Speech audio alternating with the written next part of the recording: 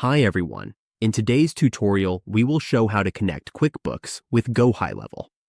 By integrating these two platforms, we can automate invoicing, sync customer and payment data, and make our financial workflow easier.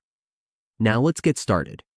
On the GoHighlevel dashboard, we go to the Settings. To find Settings, look at the lower left corner of the page. Click this. Once we are here, click this and scroll down to Integrations. Select Integrations, and here we see QuickBooks. We can connect, manage, and click Connect. We can import invoices if needed. We just need to set and configure with our references. After that, click Next. We can send the view request and configure this again if needed. Then, in this section, we choose a plan. Select the plan that fits best. In QuickBooks, once we agree with the plan, we go back to GoHighlevel and connect.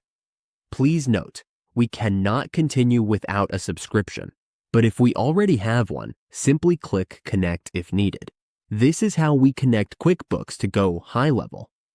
Setting up this integration will reduce manual work and help keep our accounting and CRM systems in sync.